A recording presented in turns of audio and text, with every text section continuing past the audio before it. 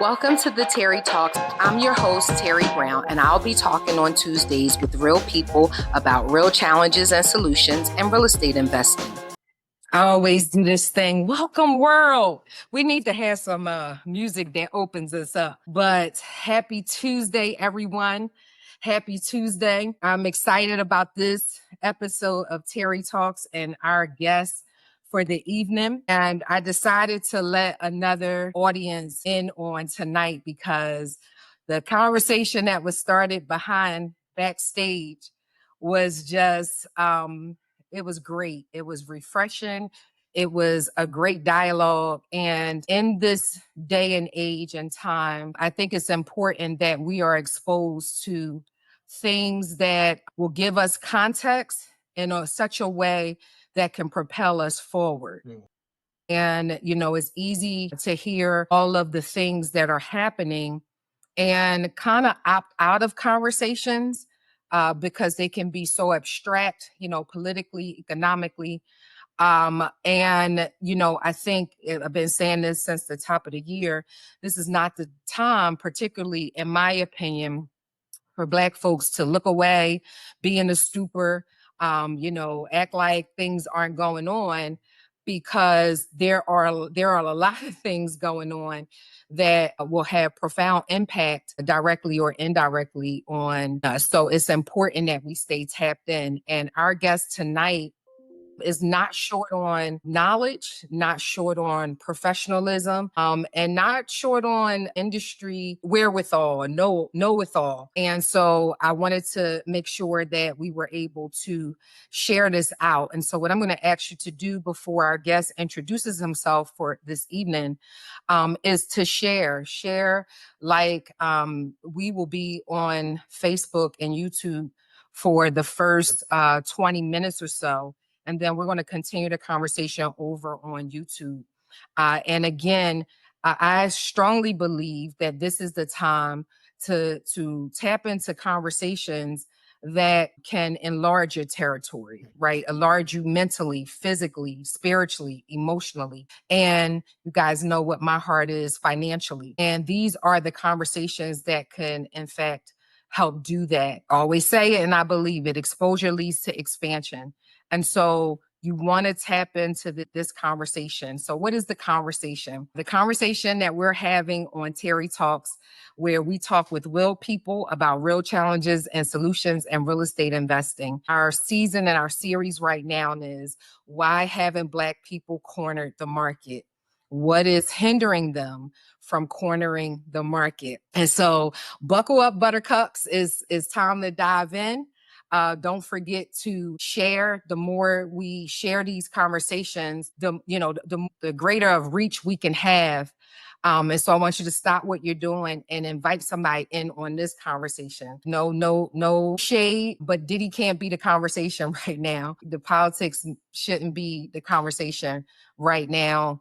Things that are directly and indirectly affecting us and have affected us over time needs to be the conversation, not so that we can enter into any type of victim mentality. That's not what we're going for here. In fact, we're going for being able to be, live, and thrive.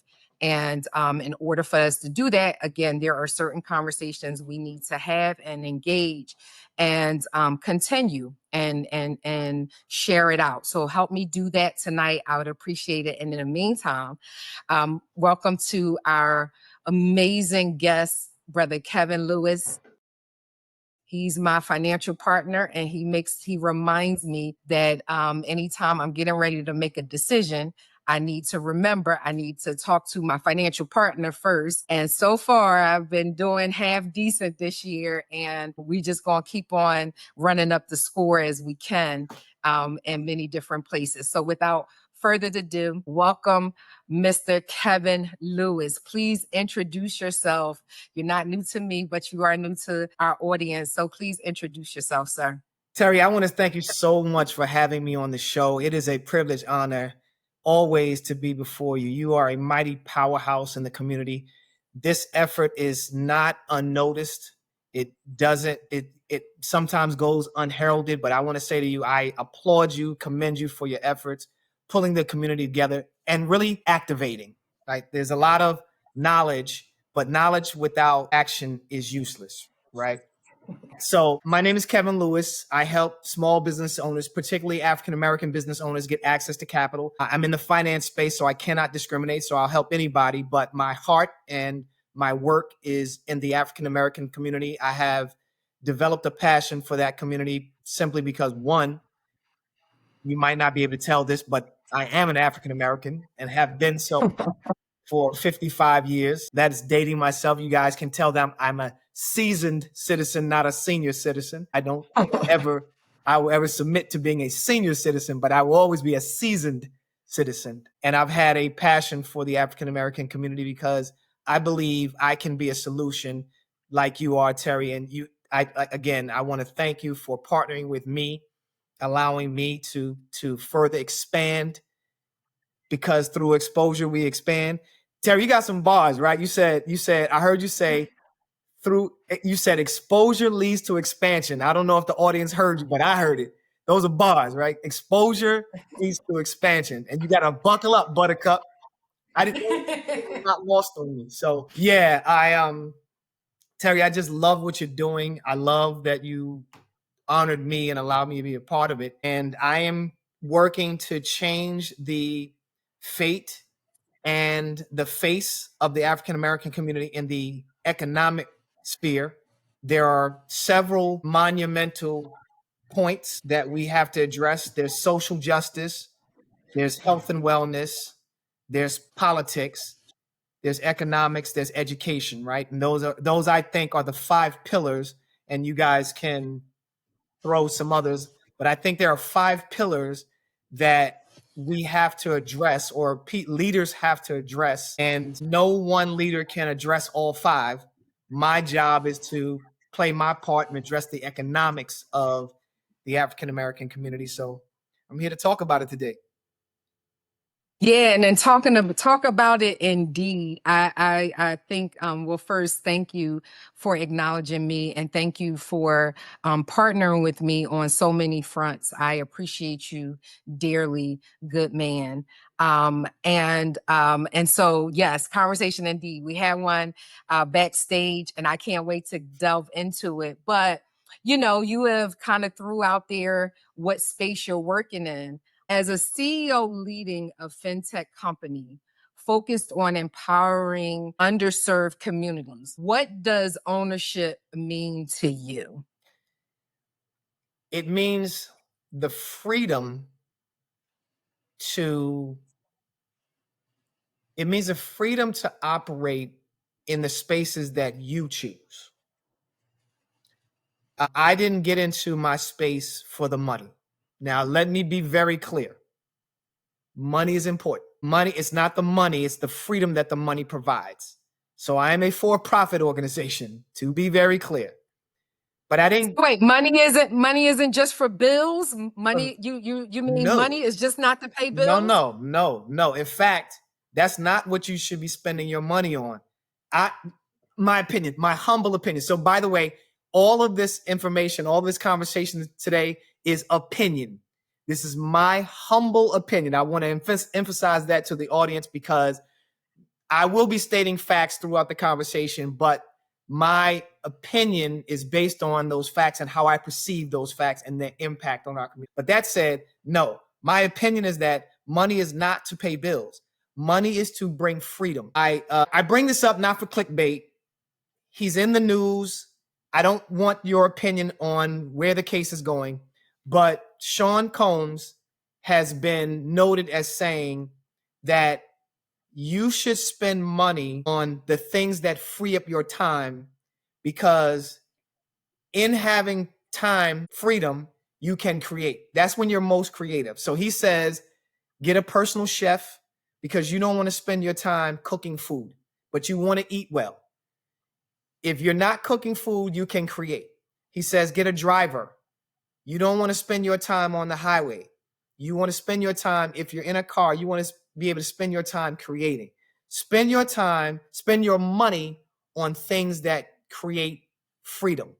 Bills do not create freedom.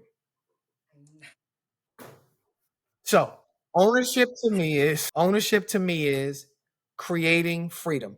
Freedom of time, freedom of space, freedom of community. Yeah, that's what owners, and that's why I got into my space, because I said I want to own my time, I want to own my I want to own my clients. So I have the ability to fire my clients, and I do sometimes, not because I don't like them, just because if I'm encountering a client that is counterproductive, it's taking my time but not using the wisdom, then you got to go.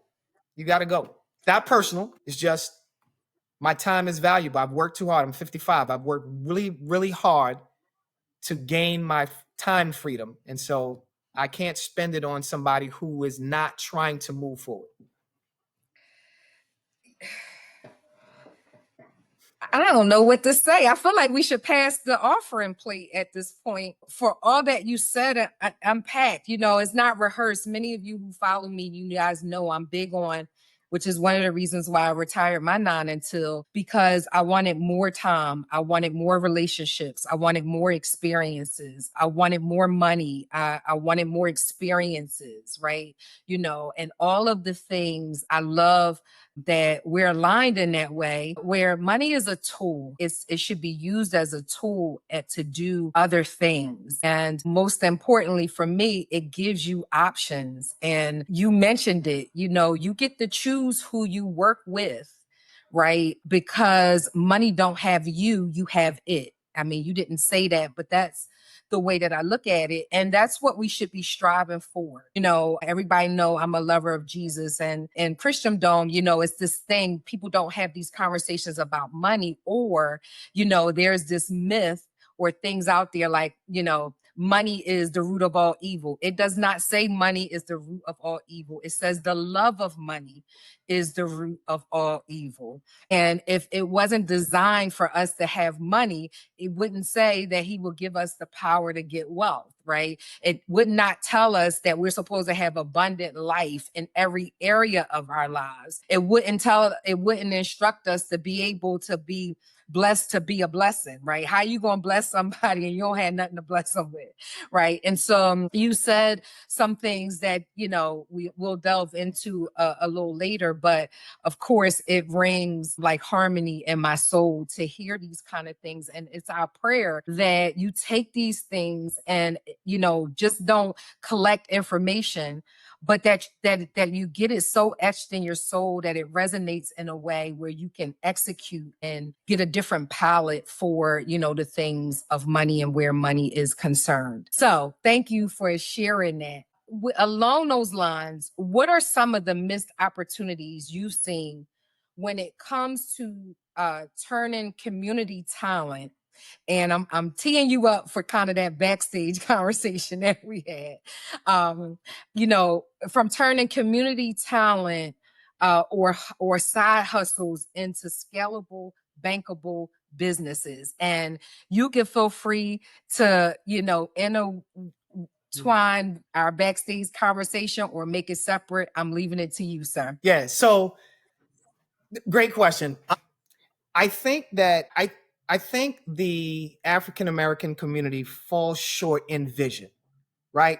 We see the world all day, every day, yet we don't envision ourselves in the world, right? I have a client who came to me as a real estate investor, and his mind said invest in he's gone further than most. He said I'm going to invest in fix and flip properties, residential properties, right? Mhm. And I said, hey, listen, man, let's work to get you a commercial space, a strip mall, right? He lives, I'm not going to tell you his exact address, but he lives near, we're in Philadelphia, so he lives near 61st and Woodland.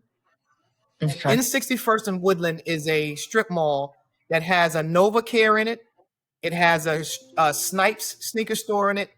It has a wine and spirit store in it. It has one other store. Dunkin' Donuts is separate, but I met him by his house the other day, and I turned him around and I said, we were staring out with our backs turned to the strip mall. I turned him around and I said, you see this. He's been in that community for 25 years. I said, you see this as just a snipe store. But I see this as there is a real estate owner that owns the actual strip mall. Snipes, NovaCare, the wine and spirit store are all paying him rent, him or her rent. And by the way, those stores typically pay, they typically sign, they don't ever buy the buildings. They typically sign 5 to 10 year leases at minimum. So he is almost guaranteed that. Let me not say he. There's an echo somehow. So I said there is a.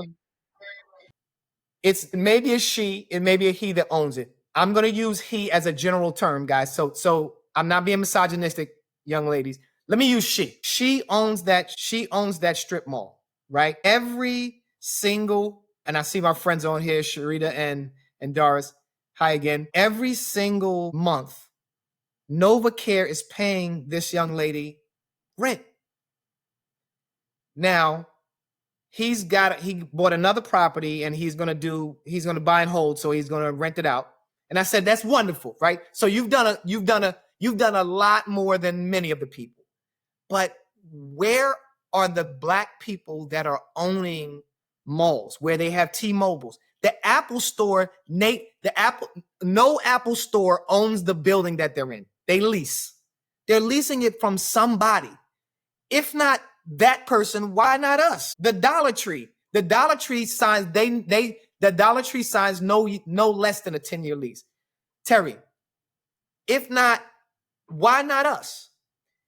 Yet, you know what? We've all been into that T-Mobile store. We've all been into that Dunkin' Donuts. We've definitely been into that Dollar Tree. Every single day, some of us Black people go into these places, yet we don't think about, yo, I could own this place. Then when I go spend my money here, I'm getting it back in spades, right? So the missed opportunities for me is when our community doesn't think big enough to live past the consumption of our community. I think I'm overusing the word community too, but that's the best word. When we cannot live past the boundaries of our consumption, I feel like I said a thing right there. The missed opportunities are when we cannot live past the boundaries of our consumption. We can consume from these places, but we don't know how to produce. Listen, you said more than a thing. Anybody who knows me know that you're talking my financial love language right now, which is we're good at being consumers, but we don't even think past consumerism. We're so used to buying, right? And but not buying assets. We buy and we don't realize that we can shift statuses. We can with our buying. And if that means to hold off on some temporary self gratification in order to buy something that is income producing, then that puts us in a different position of authority on so many fronts, right? And so, but that's the reality. And we are here to hopefully talk about the reality of the matter, in addition to equipping folks to change the reality. Because I'm a proponent of any time that you can hear, see, or feel something, you can be converted into the thing that you hear, see, or feel. And so this is why, at the top of this, my thought was, listen, let's just not, just talk about a thing. Let's embody what's being said. Part of us being heavy on consumerism, it just doesn't start and stop with products. It is now information. We are gatherers of information. And, you and I have spaces that we're in a space that overlap, and we have clients, and I'm sure you hear it all the time. I know. You're telling them to do something and they're saying, I know. You're introducing a concept to them and they're saying, I know. You are telling them about who to connect with, and they'll even say, I know that person, right? But their situation hasn't changed because somewhere we have not prioritized going from knowing to actually being or becoming or, executing. And so, we're not short on consuming information. We're just short on executing on the information that we heard. Now, I say this all the time, so it just would be typical Terri. It wouldn't be Terri if I didn't say it. You get points for showing up and collecting the information, but you get manifestation from executing on the education and the information that you hear. So, I hear people say, I was at that summit, I went to that conference, but your life didn't change. Your circumstances didn't change. And so what does it matter, right? Or what are we talking about? I don't want to say what it doesn't matter, because some of us, I'm a hard nut to crack at times. So this is why I'm going to continue to use my platform to talk about the same thing over and over again, because maybe not the first time you'll get it, maybe not the second time. Again, I'm a hard nut to crack at times, and sometimes it takes a little bit more cracking and chopping at the bit for me to get it, but you got to get it, right? And my not getting it might be on the 10% of the time versus the 90% of the time. So that was awesome, of what how you led us into this next conversation, which, I think it is time for us to have it, for us to dive into the nitty gritty of the matter. Might be a little controversial, but we want to have a dialogue. This is Terri Talks, where we talk, where we converse about matters that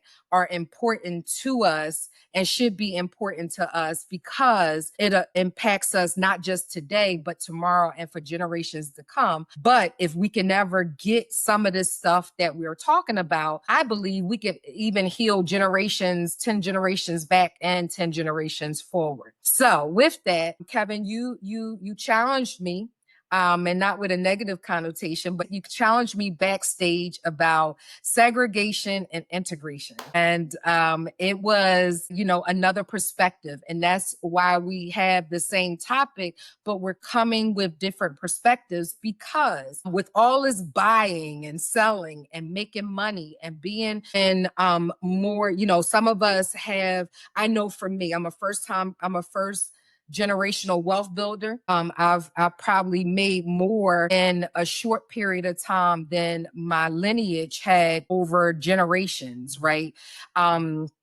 And so there are some things that we just don't know and we should continue to have. And so we were talking about the impact of segregation, or lack thereof, and integration. And my thought was, hey, listen, I believe that integration was needed, but we just didn't leverage like we should have, in a way where we weren't dependent on the way out, but we leveraged the way out to continue to have ways out, under, over, and around. And then you pushed back and said, well, here's my thought.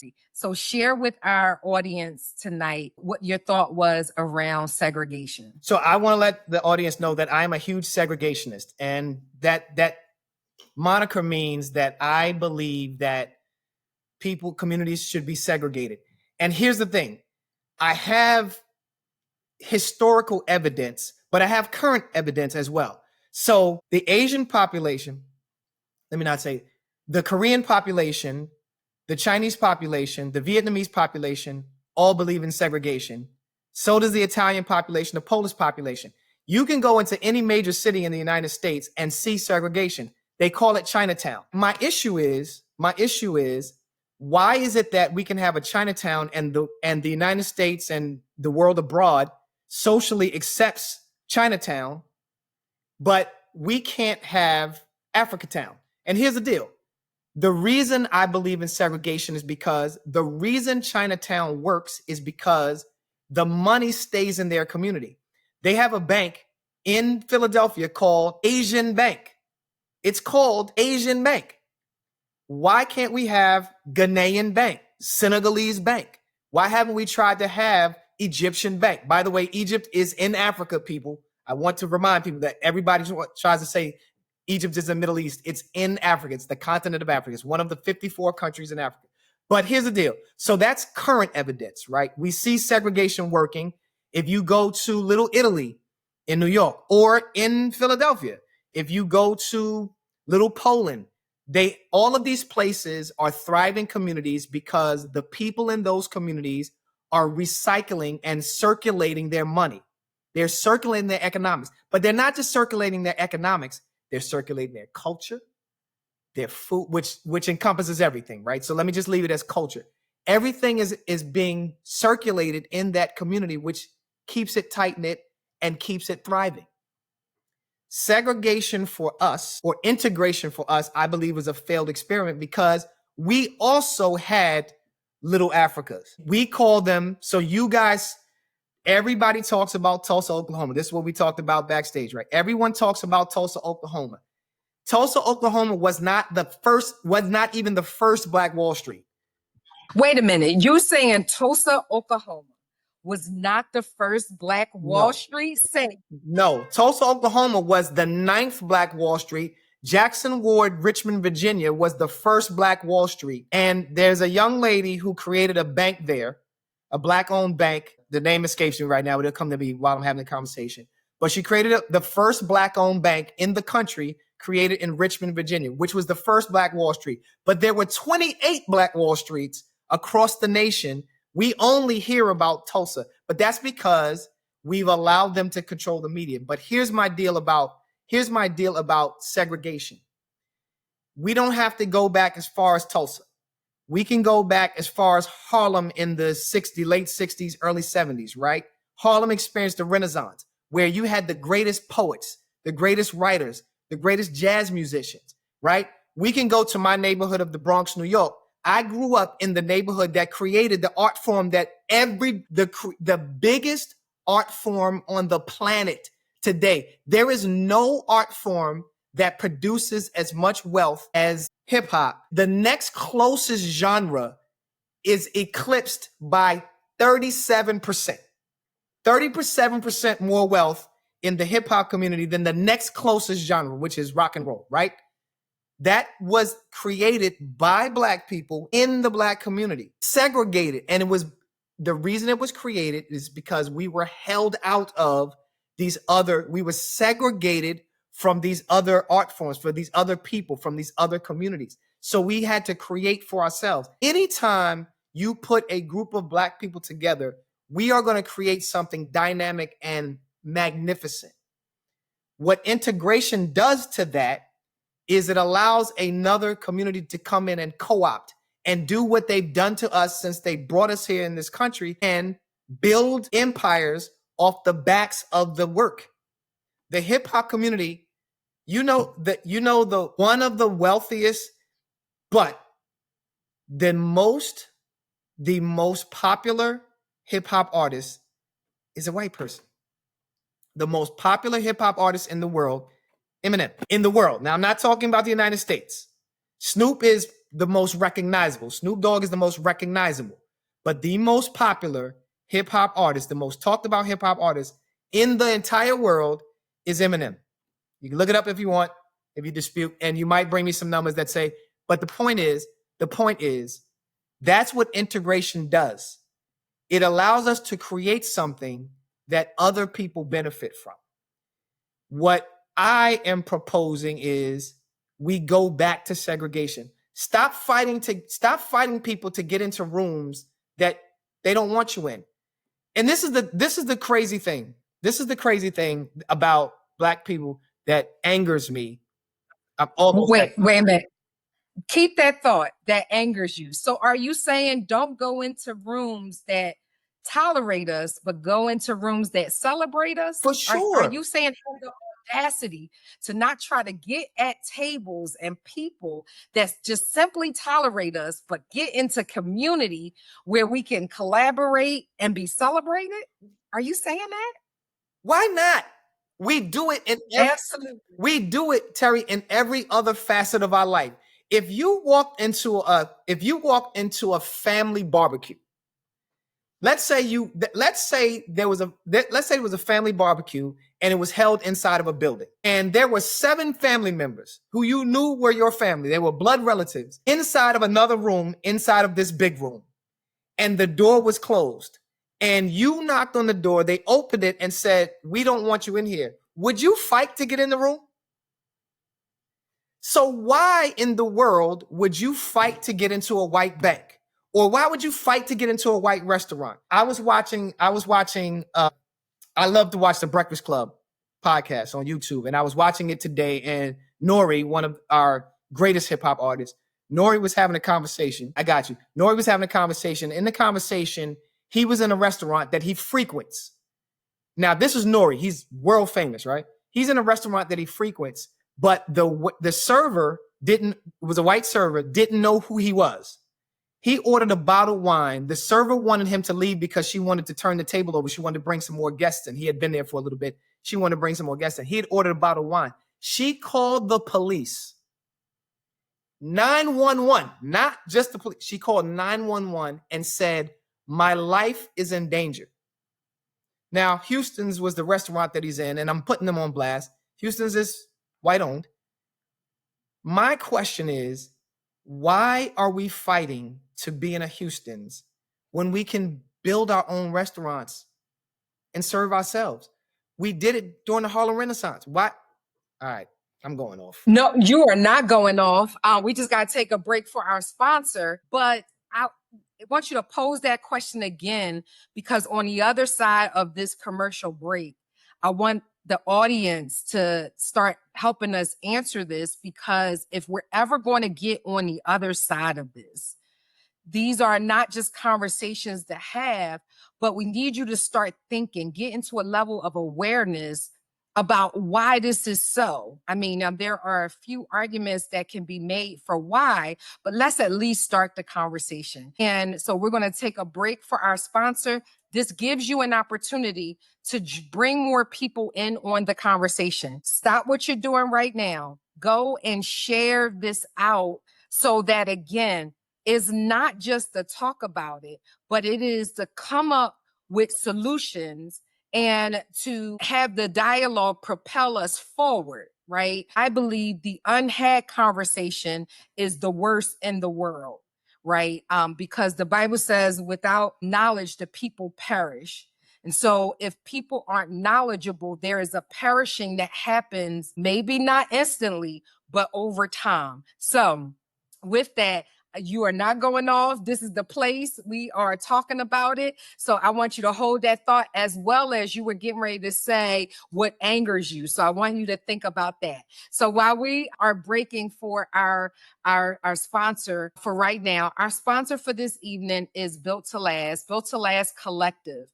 The collective is a design for first generational wealth builders who are interested in creating financial freedom and independence, passive and residual income, creating and building legacy and generational wealth through real estate investing. And this particular collective allows you as a community to pull your resources together to, our guest mentioned earlier about strip malls and roads and all of the things, and how to not just buy a thing, but own a thing.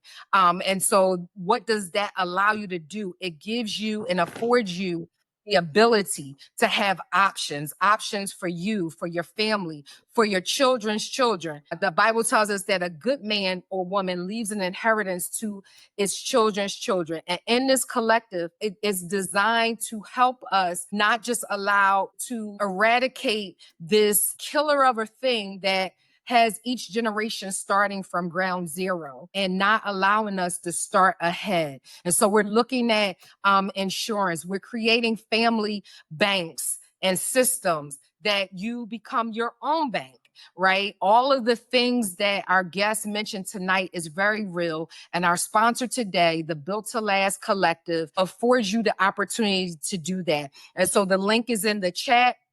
You want to tap in, you want to become a part of this, not just because it's another something to do, not interested in another subscription, but you have determined that you are tired of having barely enough, or you're living from check to check, or you may even be a landlord who has assets, or a business owner that is a broke business owner. Do y'all know that there are broke business owners out there? But we need to turn the tide in order for us to survive economic storms as potentially the one we are, no, not potentially, the one that we are experiencing now. But here's the thing, there's a difference between the prepared and the unprepared. And so you want to get into communities that can help you prepare and be prepared for when things happen. And so you can show up ready and not trying to get ready when things go haywire. So we thank you to Built to Last, our sponsor for tonight. Join the collective.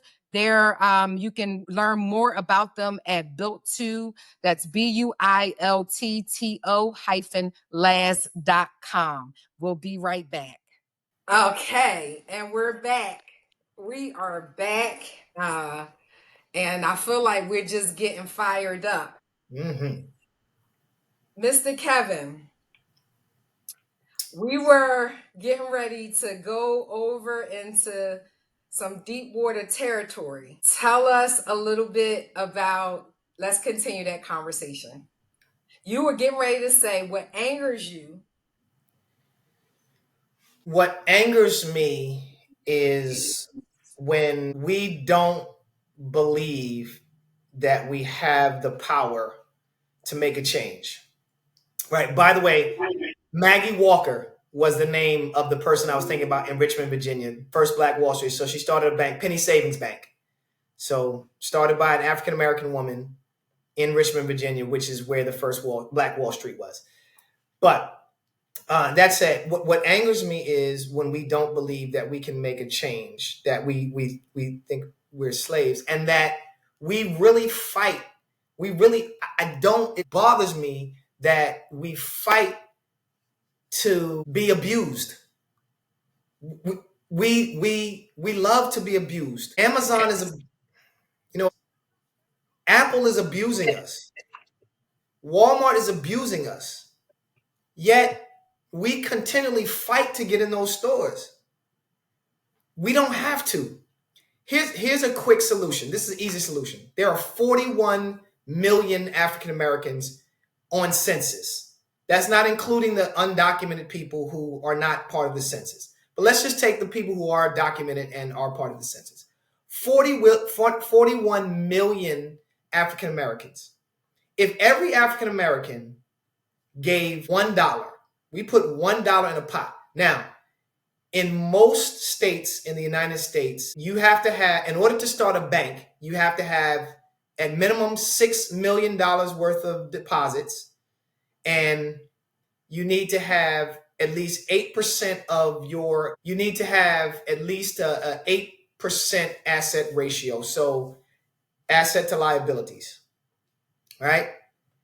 If every African American in this country just gave $1, we put it into one pot, we could start a bank. Now, imagine if every African American put $1 per month. We'd have $500 million a year just in the bank. Now, imagine if that $500 million, let's say we took half of that, so 250 million. Let's say 250 million we invested in 250 businesses every single year. We just said we're going to do grant funding, or we're going to do investment funding into 250 businesses. That's $1 million worth of injection capital into 250 businesses every single year. And imagine if we said in that, what one of the requirements of this $1 million is that you've got to give $1,000 a month back in deposits to that financial institution. Terri, our own economy. Do you understand that economy that I just built is greater than, there are 39 countries whose GDP is less than the numbers that I just talked about. 39 countries on the planet. That means there are countries of people who don't have that much capital. Yet those countries are surviving. You know, one of those countries is the Philippines. By the way, the Philippines has a GDP less than what I just described as depository. That's $1 for every African American once a month. The Philippines has a GDP that is less than that amount of money. And that is a community of people that is being exploited, right? That's where when they talk about virtual assistants, and I'm part of the problem, not part of the solution. I have used virtual assistants from the Philippines. I stopped, but I have used that because economically I needed to for a period of time. But the point is, there is a country that is operating with a GDP less than what I described, and they've been in existence for hundreds of years. So when I'm saying to you, we have the ability to create the economy that I'm talking about. Now, again, my fight is not social justice. I am concerned about it. My fight is not politics. I'm concerned about it. My fight is I can't fight on all five of those fronts. Education, we need leaders in those places. When I'm talking about economics, though, I don't want to have a conversation about these are the problems, because you guys have heard it. We don't get funding. We don't have our business set up. We don't have access to networks. Yeah, I get all that. My solution is, hey, let's get together. Let's use this platform and say, we're going to put an appeal. We can do it as a GoFundMe if we want, except for GoFundMe is owned by. So let's create our own depository. Every Black person on this planet give $1 a month. Okay, so for those out there who, I'm sure they've heard of different, approaches to this, right? So you got susus, you got people coming together. Unfortunately, they've been presented like in pyramids and just perhaps not structured the right way or handled the right way. What would you say to someone, because we know inherently there are some things that are blocking us, right? They span generations of thought and patterns of behavior and just trauma, things that have gone unhealed. I'm going to start, but and we're putting this out there because again, we believe exposure leads to expansion, and so that if we reveal a thing, we can heal a thing, right? And I'm going to say one of the things that I've seen is that we don't have stick to itiveness. We don't have discipline. I see a lot of people, they start well. Yes, go. And within a matter of days, they are flatlining. And so there are, I believe, some soft skills and some technical skills that could help get this done. What would you say are some of the soft skills that are lacking that could actually help things like this come to fruition? I think there's only one soft skill that you need. You just need to apply what you're already doing to this concept. Most of the Black people that I just talked about, that I just described, are already part of this system. You're already giving into a pyramid. You're already committing money to a pyramid. Terri, would you go out on a limb and say that everybody in your audience has a bank account? I would say about 99.9%. So I would say yes, about 90%, because we still have people who got money under the mattress and in jars. I knew a person how she saved primarily was by having money in different outfits, like pockets, jeans, right? It'd be $20 here, $100 over here, right? So I'm going to say 90%. But yes, I get your point. Yes, they do. Everybody who has a bank account is probably subject to bank fees, right? Let's be very conservative. Let's say 90% of your audience is bankable. They have bank accounts. Let's say of that 90%, let's say 50% of them have their money in a bank account that has monthly fees. You are already paying this $1 a month to an institution.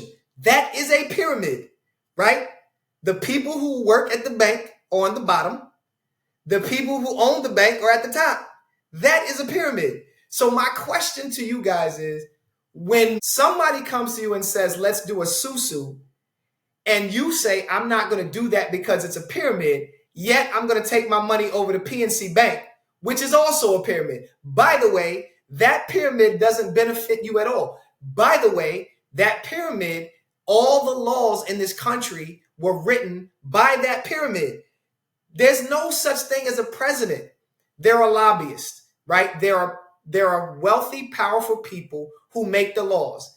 Listen, I didn't come here to talk politics because that's not my lane, right? But if anybody is disillusioned to believe that Donald Trump runs the country, you have not paid attention to what actually happens in the United States and in all countries, but definitely in the United States.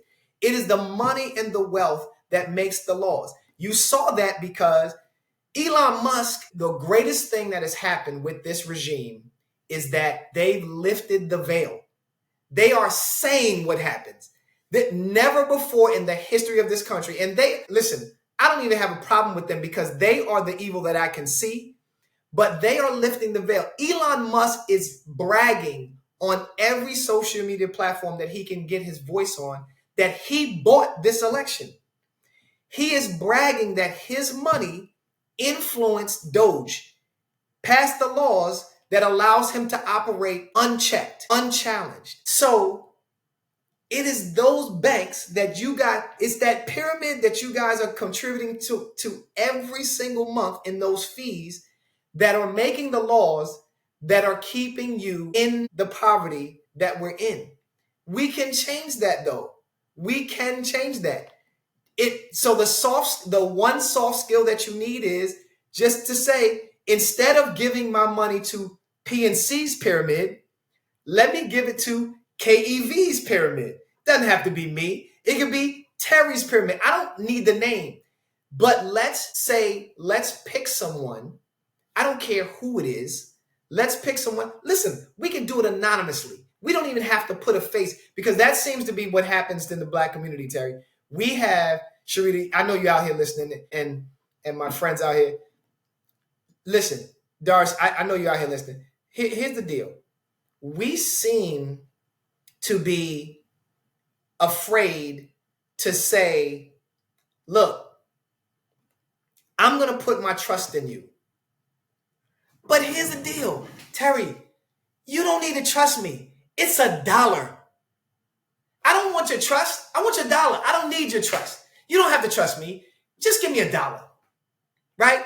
Just give me $1 every month. You give it to Netflix. You give it to Hulu, right? Does Hulu give you anything back? No. You give it to Amazon. And listen, you give so much money to Amazon that they have been able to replace your life with machines. Stop. Why? Why do you trust Amazon, but you don't trust me? But I don't need your trust. I just need your $1 a month. That's all I need. And I don't need it. I don't even need it. We can put it in a pot. We can call it pot. We can just call it pot. Put your money, this $1 every month in a pot. That's all I want. So the only soft skill that we need is to see that we're already doing this. Let's just shift it to another place. That's all. Yeah, I mean it's so simplistic and it's talked about. You put it so simply, right? But still, we have found a way to make it so complex, or and we try to frame it up in a way to be understood. When we talk about investing and people's challenges with investing, and it's like, okay, but you would rather put your money in a savings account that is going to yield you at the end of the year 0.0.2% of a penny, right? And not only that, your money, as soon as it's in, it's already being reinvested, right? So, and not even on your behalf, right? So, these are the realities. And so when you get people, and listen, I think we will agree and you would concur with this. Yes, we trust, but we verify. So we're not telling you just to have blind faith in people, but what we are saying is, in order for us to corner markets, or in order for us to be influential people and people who can move needles and really affect change that impacts us the most, even though we are the highest consumers, right? We're saying that you got to be able to redirect where you sow, because if you don't, you won't grow. You won't grow financially, definitely not. And then as a result of that, and go and check out part two, you won't grow in all of the other areas because it is the financial resources that help you get to a lot of these other things. Right? It's hard, or it's a challenge, even for my believers out there, to be benevolent and charitable when you have the weight of the bills and who you owe, and I got to go to a job that undervalues me and underpays me, and it's really hard, it's more challenging to do that, right? And as a result, you can't even be a servant that serves at full capacity like you would want to. And so, as we mentioned, these financial resources are designed to be tools to help you, get to other places and do other things. But how you redirect and how you embrace information that you hear is going to be super, super, super, super important. And so I appreciate this conversation, and there's no holds barred. This ain't the time to, we're not trying to shrink. That's not even in either one of our DNA. So we're going to talk about it, right? Because again, we want to advance us, not keep, not stay in a flux that keeps us going the opposite direction. And we even say this, I just can't get ahead, right? You may have said that at one point or another, like, God, it's just I'm fighting behind the eight ball. Well, here is the conversation, here are the realities that can help us move from that actual reality into another reality of being, living, and thriving instead of stress, strain, struggle, and survival. Okay, before we get off of Facebook and we go over to YouTube, so I would say right now, go ahead and share, because we're getting ready to dive into a segment that's called Check It or Let It Slide. Check it or let it slide. Right. And we're going to have some fun before we sign off. But before we get over there, so I'm just giving you your warning now. Now is the time to go share this conversation, share this live, share these links so that we can have more people joining the conversation and get access. Our guest is going to tell us how you can gain access to improve your economic status. We've already shared a community that you can get involved in to help expand you mentally, emotionally, spiritually, financially, socially, all of the things. But before we get into that, I want to ask you one more question. If you had if you had to sketch a blueprint today for Black economic empowerment, what would be your top three non-negotiables that must be included? Great question. Non-negotiable. First things first, we'd have to sign an agreement, because I believe legally binding, sign an agreement saying we will not let any infiltrators in the circle. Now, we can keep that amongst ourselves. We don't have to share with anybody. But the first thing is you have to agree that you will not let someone that is not vetted. You know what? Let me go further. Again, I'm a segregationist. Someone who is not of African descent into the economic ecosphere. That's non-negotiable. Non-negotiable is you must agree to participate actively. I want you to sign that agreement. You can't sit on the sidelines. We are in danger. You can't sit on the sidelines. If you get access to knowledge, I need you to put that into play in the next 30 days. You get something that you say, "Oh, I like that. I want to do that." That needs to go into play the next 30 days. The third non-negotiable is you have to report the measured outcome. You have to be willing to report the measured outcome, the actual measured outcome, not the Instagram measured outcome. Because Instagram is your highlight reel, right? No, I want to see your actual outcome. I invested 10,000 and I got an asset that only yielded me 15,000. I was hoping to get an asset that yielded 100,000, but I only got 15,000. But hey, you really got a 50% return on that investment, right? I can do that math pretty quickly. So that's phenomenal, right? Considering most businesses, if you're getting more than a 13% to 14% investment, and that's over all industries, average, if you're getting more than 13, 14%, you're considered doing pretty good business, return on investment. So if you have to report, you have to be willing to report your actual measured outcomes.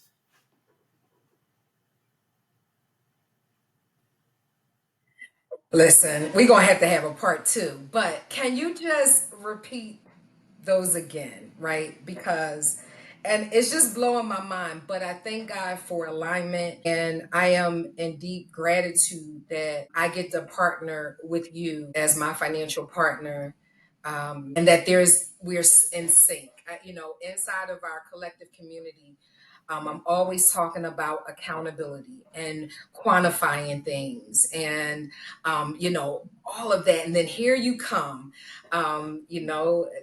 out of the mouth of two or three witnesses, the word is established. And so it's important that you hear this tonight, not just again as more information to consume or to gather, but information and education that you are going to set yourself to execute on. One of my analogies, and then I would like for you to just repeat that, the three again for the people in the back.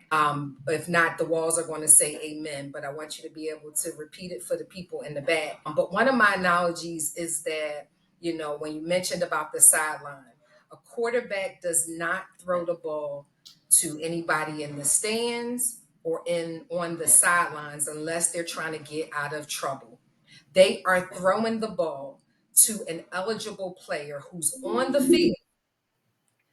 Not only on the field, they have read the plays, they know the plays, right? They know the language because the quarterback don't have time to say slant right, drop left, scramble right. They don't have time to say that. So it looks like Hut 22-5-68, right? And so they're throwing the ball to somebody who knows the language, has positioned themselves on the field to make a play.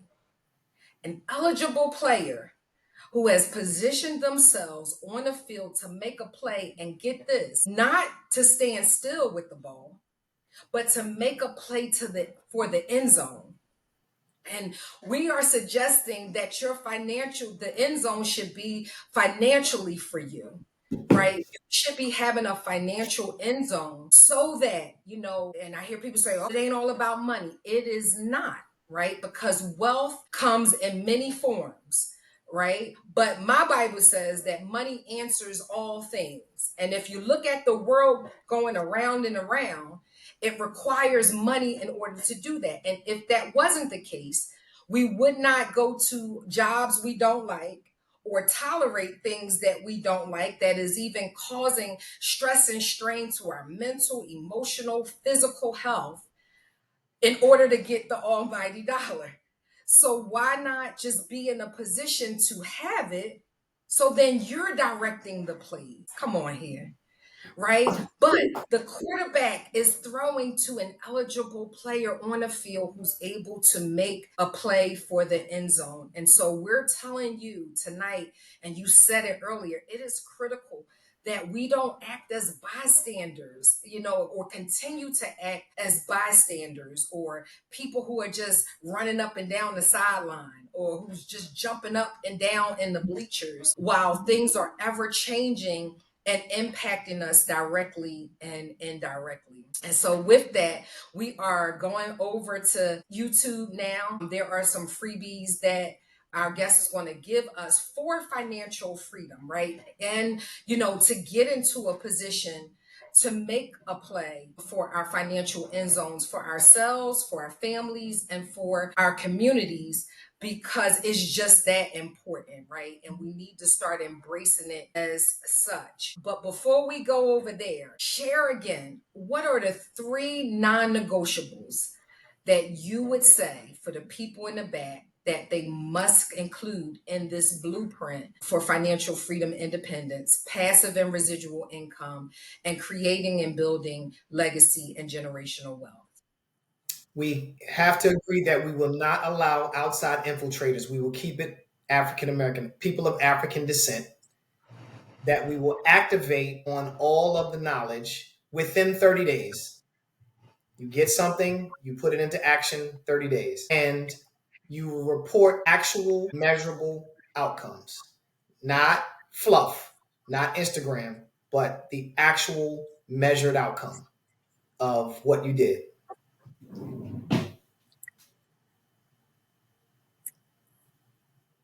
Just drop the mic. Just drop the mic. Okay, so we're going over to YouTube, and this thing won't allow me to be great. Thank God that my greatness is not hinged on technology. Thank God that is Yeah. hinged on the God that lives on the inside of me. But we're going over for our to wrap up this segment with a segment called Check It or Let It Slide. And so we want to hear what say you concerning a few of the things that we're going to bring up. We're also going to give you things that will allow you to really change the conversation, and flip the script on a few things in many areas of our lives so that we can be in a place of living, being, and thriving instead of stress, strain, struggle, and survival. Okay? All right, I'll see you guys over on YouTube. And so we are back. We just wanted to share. Usually we stay over here on YouTube, but we wanted to give our Facebook audience an opportunity to tap into this very real, dynamic, and fluid conversation. And I'm so looking forward to the results. And I want you to give us the feedback on the stuff that you've heard and how you actually put it into practice. Again, remember, you get points for showing up, but you get manifestation for executing on the education and information that you hear. And so, welcome back to our guest, Kevin Lewis. Sir, you have blown this conversation out of the water. You have hit the ball out of the park, and I'm so grateful for you. And as we come in for landing in your grace, and because we're not just people that talk about it, we are people that be about it. So you'll have a link that'll allow you to get my 90-day guide on, I call it the 7 F's on how to approach a holistic life for achieving abundance in every area of your life. And because, again, our objective is not just to talk at you, we want to talk with you so that we can build together, so that we can see sustainable change and lasting change economically in our communities. And so our guest, Mr. Lewis, is going to have something he wants to give away, but your only way you get it is if you mention that you heard him on the Terri Talks podcast, and if you like and subscribe and share this out with other folks, because it is a conversation that we want to continue. So, Mr. Lewis, go ahead and share, sir. Absolutely. So for everyone listening, because you're listening here, because you're engaging with us, I will do a free consultation for as much as you need to talk about where you are in the access to capital. If you own a business, particularly, that's where we specialize. We also help on the personal side if you're dealing with some challenges in your personal credit or both. But I will do a free consultation for everyone. And if you engage with the services, I will give you a $50 discount, which represents a 25% discount on the initial fees for the service. So give me a call. That's the number. If you give me a call, please leave me a voicemail if I don't answer on that phone number, 904-8690. It's 215-904-8690. Give us a call. I'll set up a consultation. You'll get to talk to me directly. And then if you engage with the services, if you mention Terri Talks that you saw me on this session, I'll make sure that we get you a $50 discount, which again represents 25% of the initial fees for our services. Listen, that's huge, and this is the position of authority that we can be in, even in the midst of recession and things being cut. This is the benefit of positioning yourself financially to be able to do what he's doing tonight. And so, as long as we're live, this offer will be great. So, what I'm going to suggest that you do, go and share this with your family, your friends. Again, if we are going to collectively, change the financial trajectory of our family lives, and our community and the culture, it's things like this that, and this access like this that is going to be the difference maker in us doing that. So go ahead and take time to share this out. Somebody who needs to clean up personal credit to then be able to get over to business credit, or someone who is in business and haven't been leveraging like they need to. He is the man. He is my financial partner, and I'm grateful to have him to be someone on my side. Amen. Amen. So let's get into it. And we have our link for the free guide. Come on, tap in and get it and share it out. All right. So this is the part of the program that I absolutely love. It's called Check It or Let It Slide. And we want our audience to engage, but we want our guests to answer. Okay. So, Mr. Kevin, statement: there are no good men left. Check it or let it slide. Oh, I gotta check that. I gotta check that. I gotta check that. There are plenty of good men left, but you've got to take us out of a box. There are plenty of good men. There are plenty of good women. You just have to. You just have to. You've created an avatar. People have created an avatar for their partner. You have to be willing to understand that everybody is unique, and everybody is not the manifestation of your past trauma. Everyone is not a manifestation of your past trauma.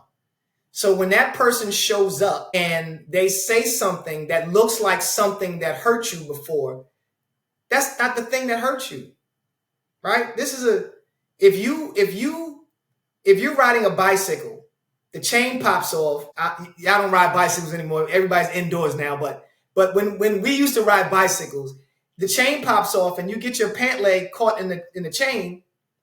That bike goes away. You get a new bike. You don't live through the trauma of that other chain. That you got a new bike. You're not gonna ride the new bike because you got your pant leg caught in the other chain. Now, sure, you might roll your pant leg up because you don't want to repeat performance. So sure, you adjust, but that new bike is not the manifestation of the past trauma. Yeah, plenty of good men. That was good, good. That was like yum, yum, good. I don't even know where to go from here. No, good. All right. No mayo in the potato salad. Check it or let it slide. Mayo, you gotta check that. I'm sorry, what is potato salad without mayo? Are we Come on saying here. are we saying none at all, or we're saying mayonnaise versus Miracle Whip? We're saying both, none at all. Because I'm like, somebody said, soul food. It was on a platter, and it had no mayo in it, right? I don't even know. I don't even know what it was, right? And it was presented as potato salad. So, and then there are those who are, their argument is mayo. I mean, Miracle Whip is better than mayo. That's preference, right? I'm not gonna argue preference. I prefer Miracle Whip, but I understand mayo makes it better for some. But we're You saying, prefer Miracle Whip? oh, Okay. for sure. But I have an insatiable sweet tooth. So everything I like sweet, right? I'm going teriyaki versus barbecue sauce. It's just a sweet tooth thing, right? But the question you asked me was no mayo in the potato salad. That's not potato salad. There's no such thing as a potato salad with no mayo in it. You sending it back to the chef? Garbage. I'm throwing it in the garbage in front of the maker. My sentiments exactly. Like how can I remember the first real quick fun fact. I'm a cook. I love to cook. And I remember when I was like, I guess I was about 18, 19, and I was first shot at making potato salad. I drowned it. My dad said I had potatoes swimming in water. That's what he said. He said, that's not potato salad. That is potatoes swimming in water. Right. And guess what? It never happened again. So now that's one of the things everybody request. Bring the potato salad, Terry. Bring any salad, right? Okay. All right, cool. Check it or let it slide. Everybody won't be rich. Can't be rich. Won't be rich. Either way you slice it. Check it or let it slide. I'm gonna check it. Everybody can be rich.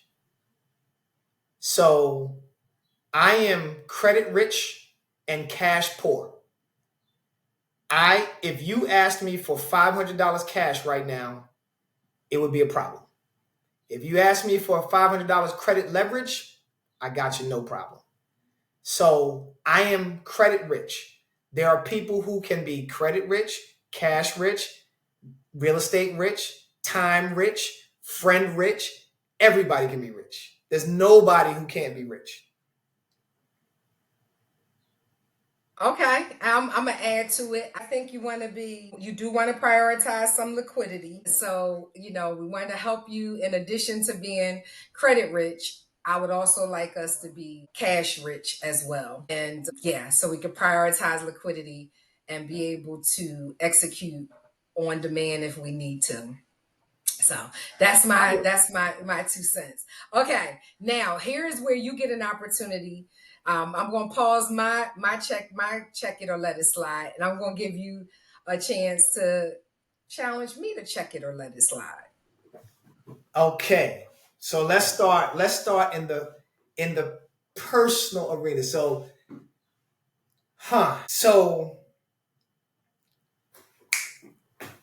let me I want to think about how I can ask this. Is there anything that is there anything that a man can do immediately? No, no, no, no. I have a no, no. I have a better question. I have a better question. Do you perceive all friendly conversations as passes? Men trying to make passes at you? I'm gonna check that. No, I don't think we let that slide to believe that all conversations are someone trying to flirt or make passes at you. In fact, I don't even want women to think that because you can misread or be misreading the interaction and miss a great opportunity for a growth spurt in other areas of your life. So I gotta check that. Can we talk about that for just a second? Sure, let's talk. That question is born out of it is very challenging. It is very challenging to be a man because I understand that women deal with a safety concern that I don't wake up with. So I have tried to be friendly with people. I'm a friendly person. I love people, so I'm a friendly person. But I think that a lot of people have misconstrued my friendliness. And my question to you is you don't perceive that, but do you think that women as a whole, generally speaking, and I don't like to generalize a lot, but do you think, generally speaking, that women perceive friendliness as flirting and a man making an advance?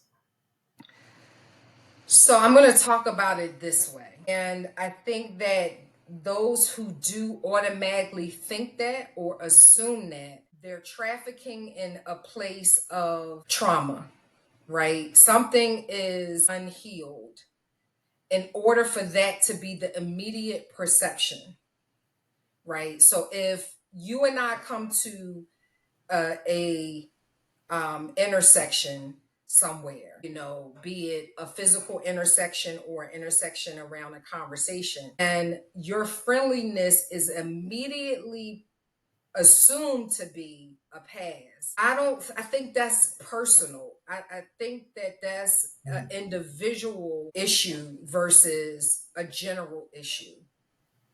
And I do think that there are, women who operate in an awareness, and they have elevated their mindset in a way to not immaturely misread an initial interaction with someone just on the basis of their friendliness to be interpreted as a pass being made. So I'm not saying it doesn't exist. I'm going to believe, and maybe because of my personal commitment to becoming and to healing and to maturing and becoming whole in every area of my life, maybe that's the world I'm in right now. And so I see more of that than a person who would think opposite of that.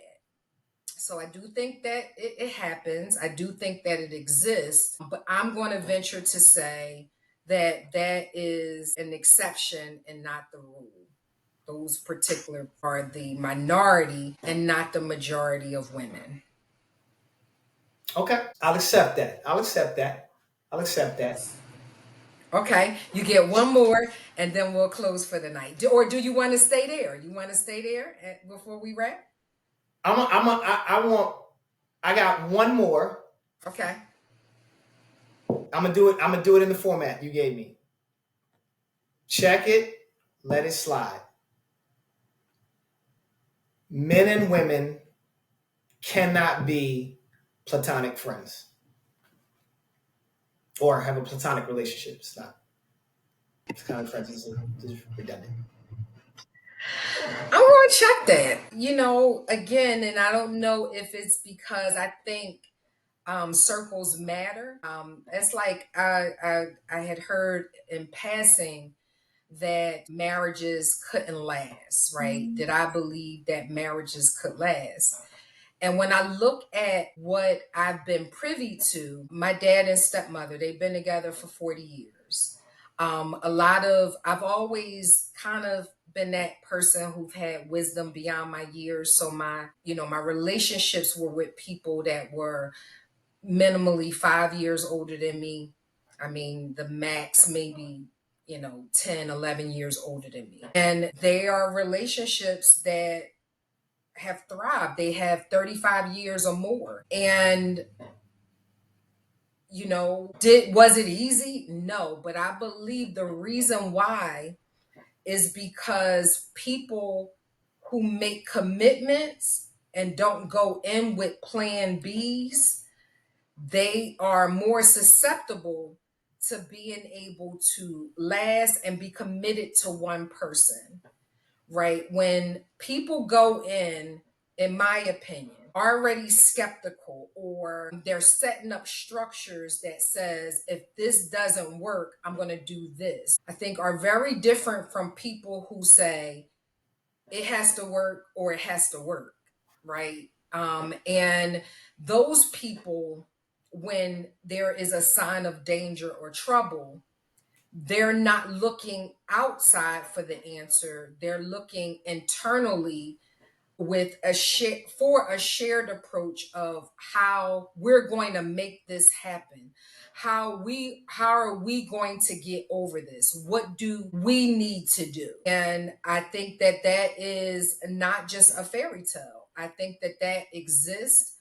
Again, in my circles, there are relationships that have lasted and are lasting 20 plus years with the same person. And I think if the question was, have people thought about going outside, I'm going to say, because I have, right? I think sometimes, I mean, that can be a thought, right? But I think when you have accountability, and for me and for the relationships that I know, is just not a religious relationship with God. It is a covenant relationship with God. And so you are trying to not necessarily please the person, but you're trying to please the creator of the creation, right? And so, you have a different resolve and you respond differently. There's a level of conviction that you have that even it's the scripture that say the good that I would do I don't do, and then the good that I try to do I don't do, I do the opposite of that. And even though there's that internal conflict, you come back to center.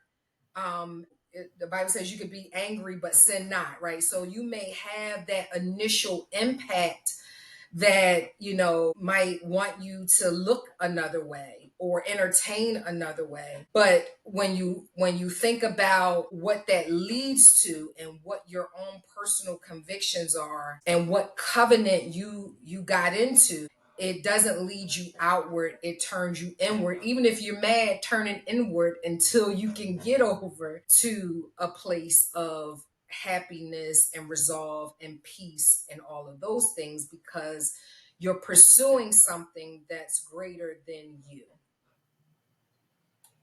And so I would say, yes, it can happen. It is a real thing. And I think when you have two people committed to the covenant that they made, the realization is I'm not trusting you to do right. I'm not even trusting myself to do right, but I'm trusting in the God that's in me to help me do right and to stay the course and to look at I and I'll say this and I'll stop. I know it was a yes or no probably, but I think that we have to be very careful in what we entertain. Now, there are some people who choose to have, I was reading something the other day, like it's this poly lifestyle, and there's all these different type of relational lifestyles. And I'm like, when did things get so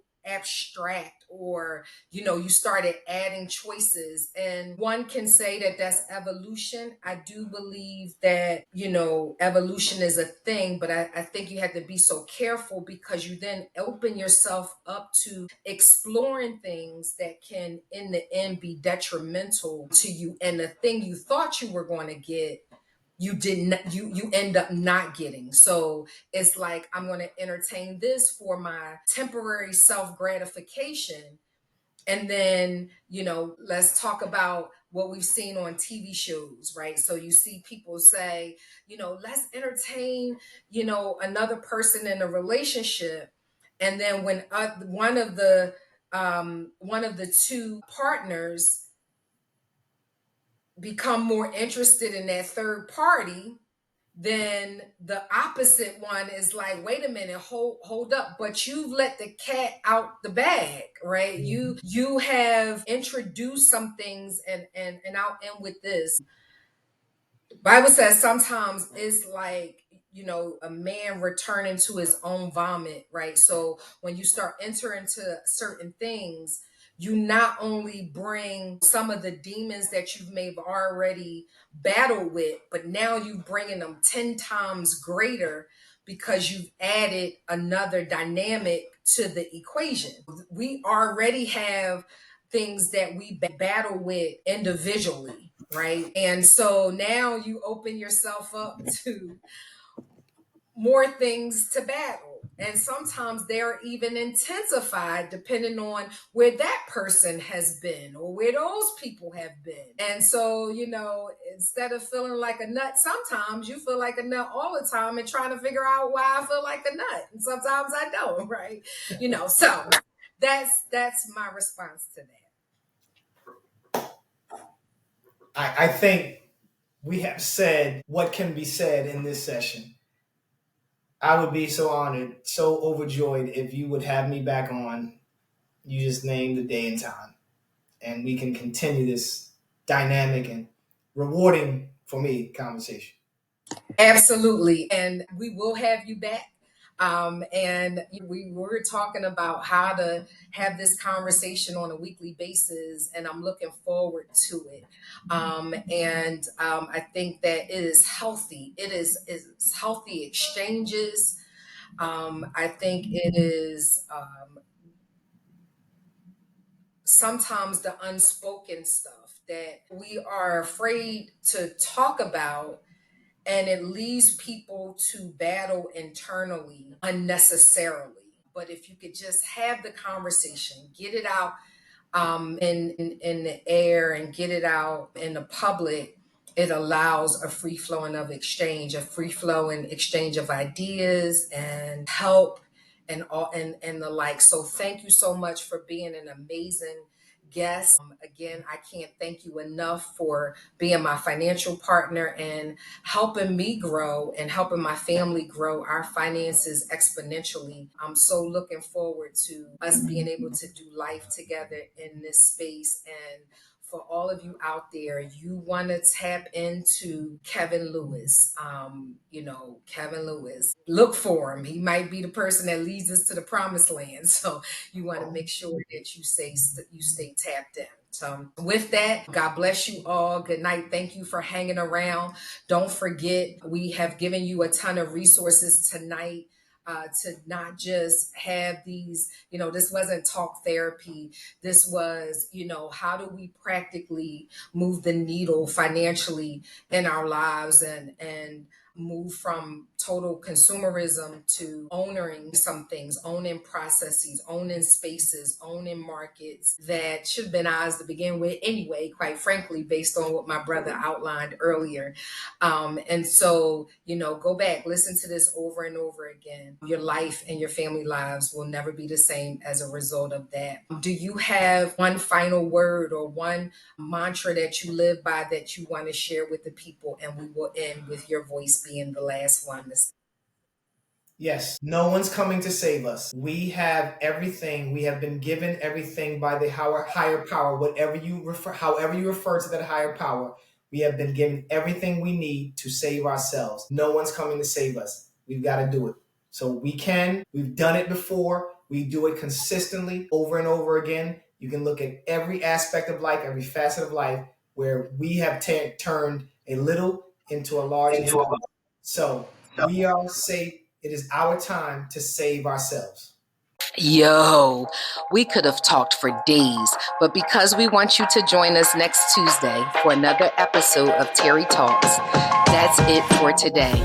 Talk soon.